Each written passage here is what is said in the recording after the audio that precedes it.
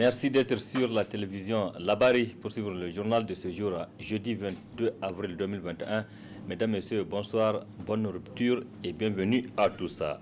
Ce jeudi 22 avril 2021 correspond au 10e jour du mois béni de Ramadan.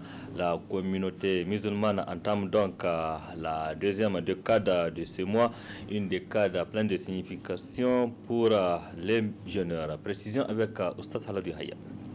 Cette décade, elle est la décade du pardon.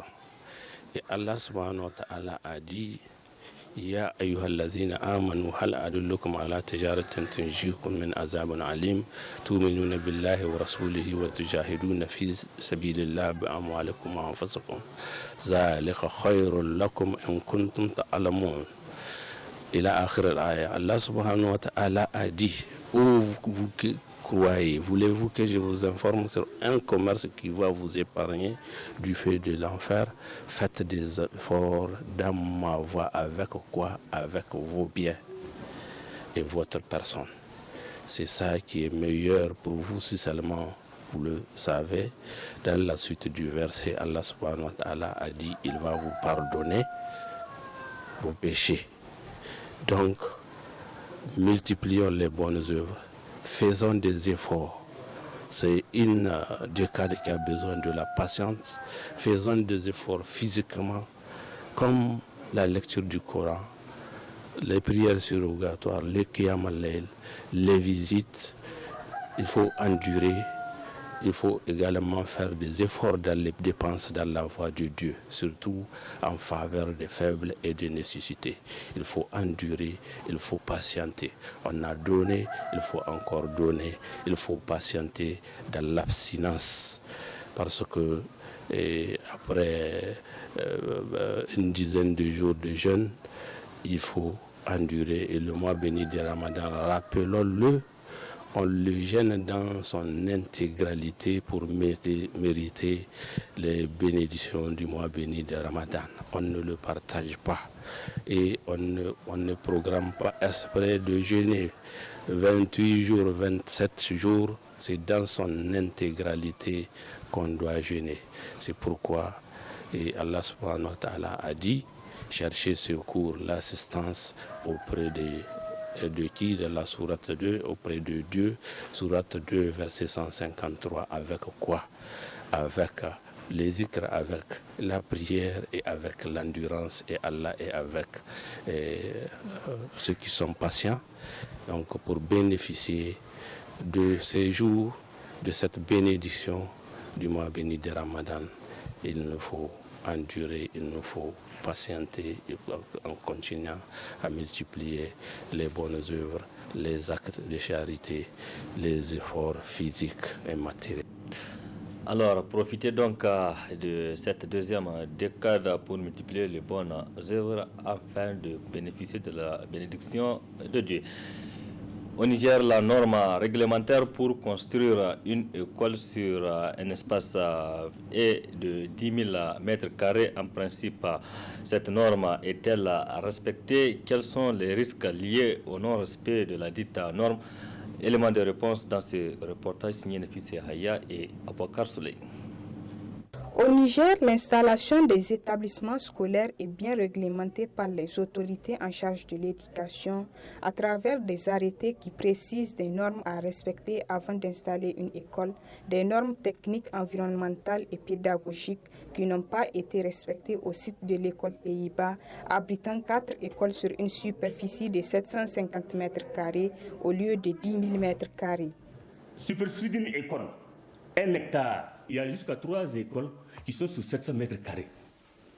Donc la norme n'est pas respectée. Et quand on voit la manière dont les hangars sont construits, derrière les classes, les fenêtres sont coincées, 3 écoles, ça devait être 30 000 mètres carrés, si on prend 10 000 mètres carrés par école. Donc vous voyez, ici là, on ne peut pas parler de normes. Le décret dit, le présent décret détermine les normes environnementales, techniques et pédagogiques des enseignants de base, moyens, techniques et professionnels. Normes environnementales.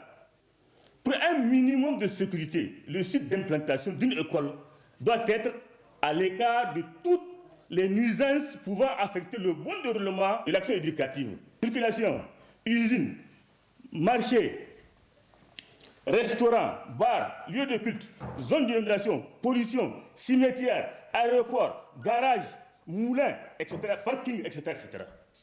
Donc, le code doit être éloigné de tout. C'est la norme qui dit, pas moi. Donc, vous avez vu, l'école n'est pas clôturée, l'école est à côté d'un marché. Donc, on ne peut pas parler, la spécificité n'est pas respectée. Donc, la norme n'est du tout pas respectée. Pour les acteurs de l'éducation, la responsabilité des non-respect des normes incombe à tous. Pour éviter de tels drames dans notre pays-là, vraiment, il faut attirer l'attention des responsables au niveau régional, les responsables des structures déconcentrées et les responsables au niveau des structures éducatives de l'école. Parce que nous sommes dans un contexte décentralisé. En principe, les parents d'élèves sont organisés dans des structures éducatives de l'école.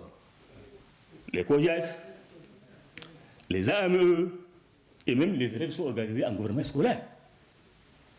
Et les responsables déconcentrés, que sont les inspecteurs, qui ont la responsabilité de diriger les écoles, ne doivent pas admettre que 3 écoles sur 750 mètres carrés. Dans le souci d'éviter des situations, l'Action pour le développement rural et l'éducation de base exige une implication effective et une prise en charge totale de la gestion des établissements scolaires par les membres des comités de gestion CGDS. Au niveau de chaque école, c'est un décret qui le dit, un arrêté, pardon.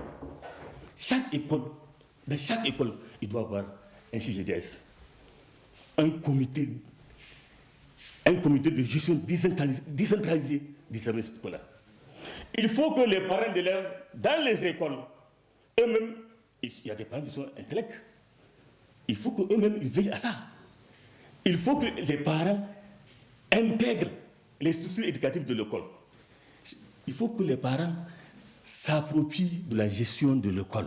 Relativement au drame de Pays-Bas, des responsabilités devraient être situées et pour l'avenir, les autorités en charge de l'éducation doivent veiller au respect strict des normes avant l'installation des écoles pour améliorer le cadre d'études des élèves et des enseignants.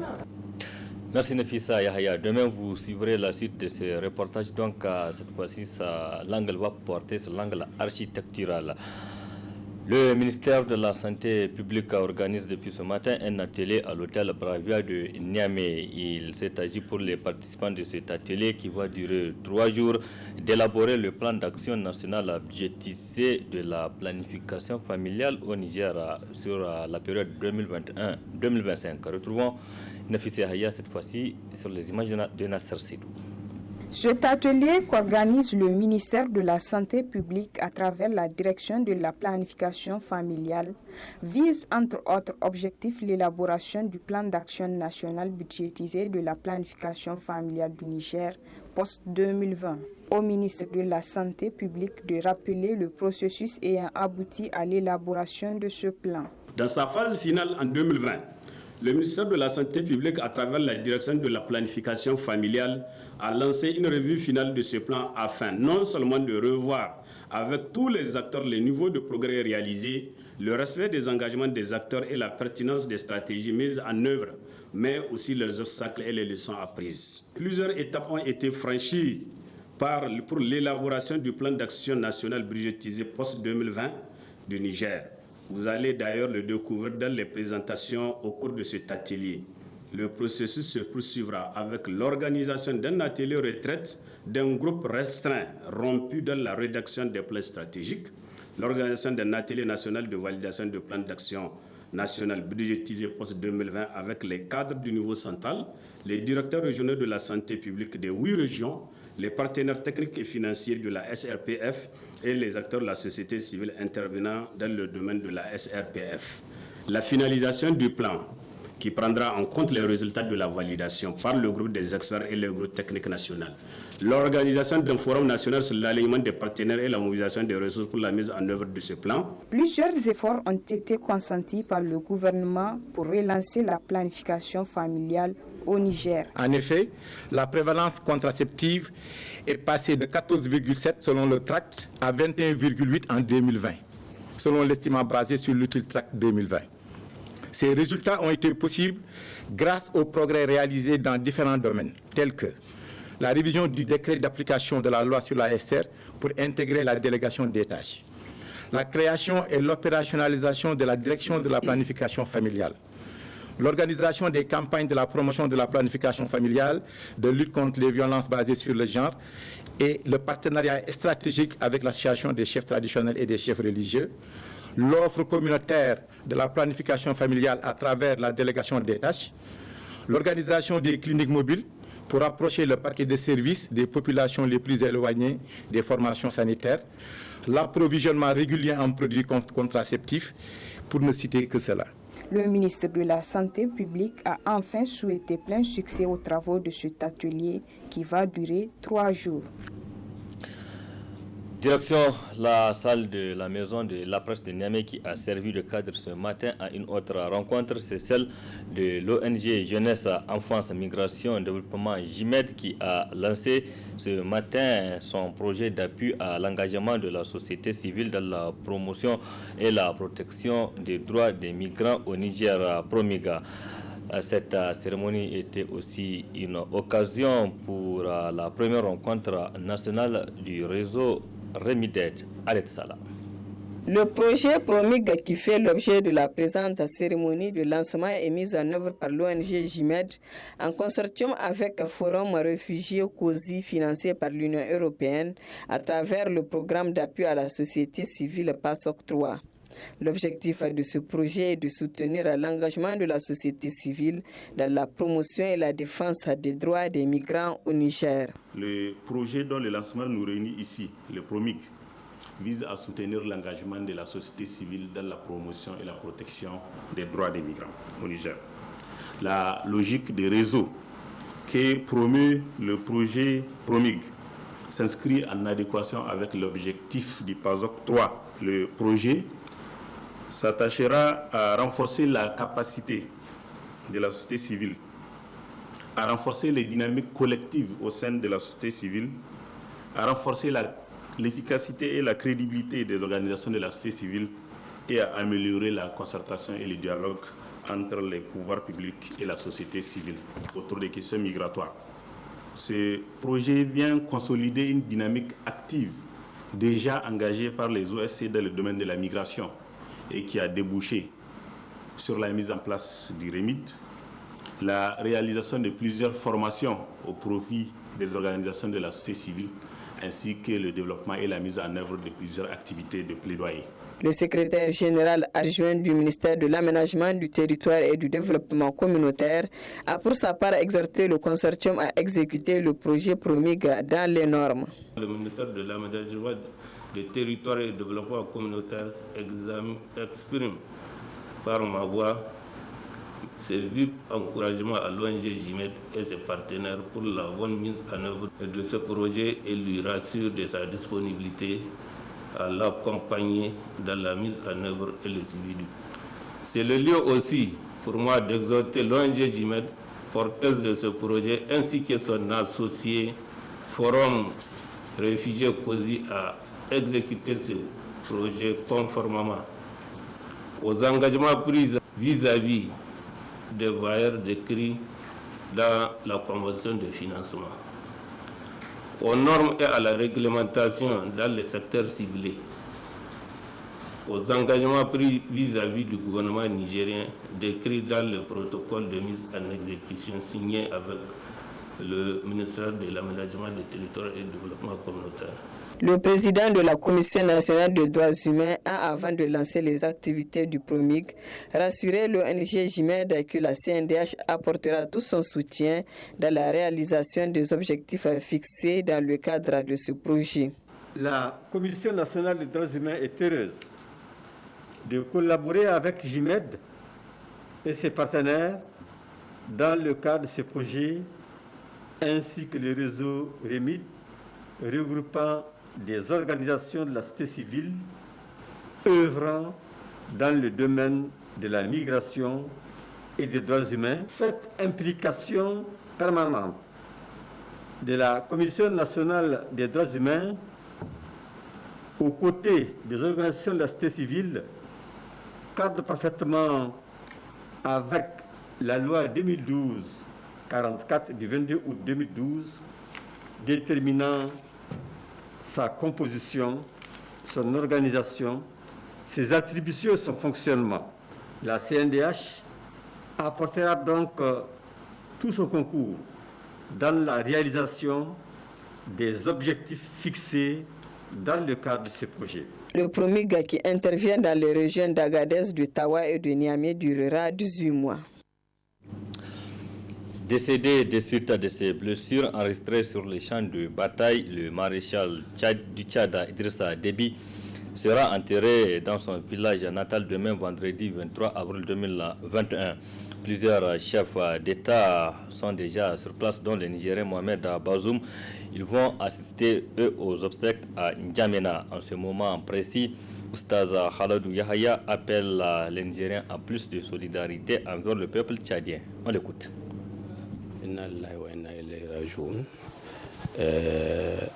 Dieu fait ce qu'il veut. Et tout ce temps que nous sommes, nous attendons notre façon de mourir. Avec le peuple tchadien, il y a une solidarité qui s'impose à notre égard, qui s'impose à nous. Nous devons être regardants parce que le peuple tchadien, c'est un peuple frère, c'est un peuple voisin.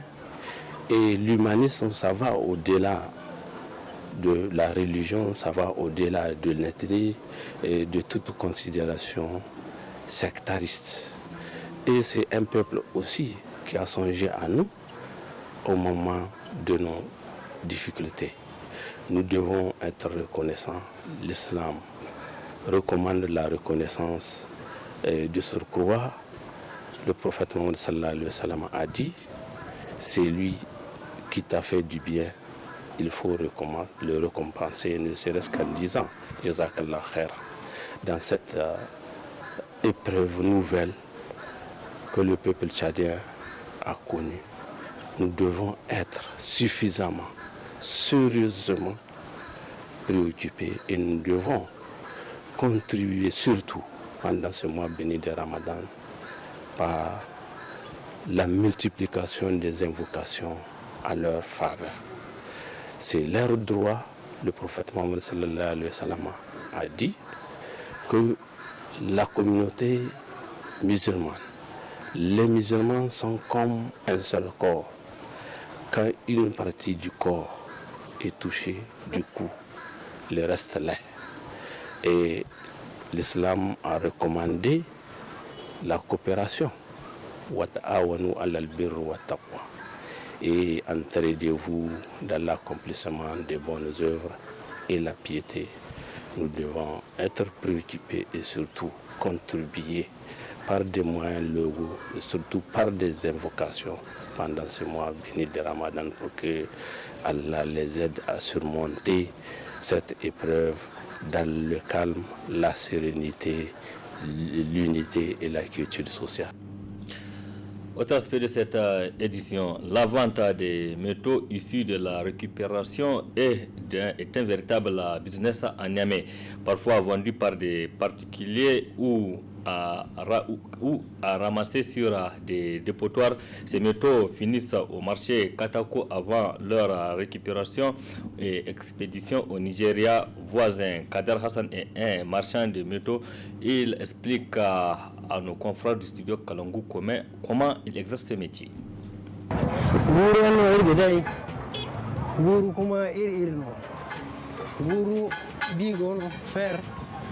Guru aluminium gono ina se falo zaram kinga guru kware gono ina se branche guru kire mo gono numo ina se kibro da afomo gono ina se totia kuma en français ina se single boren gono kauye ni ko kanga guru keki em kanda e bobo e ma erga dai boren gono susuba ni ka ne wam sam torke na yare mi sam ko kwara mi dai kwarara do ina kai mi kan kinera kuma barkul kan gonda a gini kande irma dia diri yadda ga yar gida di diwa kayar ma yadda ga no irsawara ay guru bi fer son lokcho kayar go ergi kila dai waran kicin dugu de bor bere ka kan de ibobo edin kare waran za kilo fo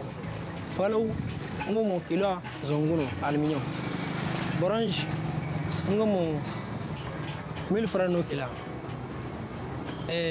kivre on gonde 1500 kilo mat kirga de no on jangai gure ke neri se ngai mo ngai no konda Nigeria ngai no ganer no hare guri kire de falaw yang ko sa kum falaw mo de rigin kiner ne ma cere wore se ngai mo igite de kusungan gombian ay ku igite de falaw ko kuli igite de barkan go gurgoite ay lokaci dai gonda no ru ay koy pharmacie am te pikir tetanus zamburo masalo dan bon maray go wala ne go do me ngor alhamdulillah git ko saw.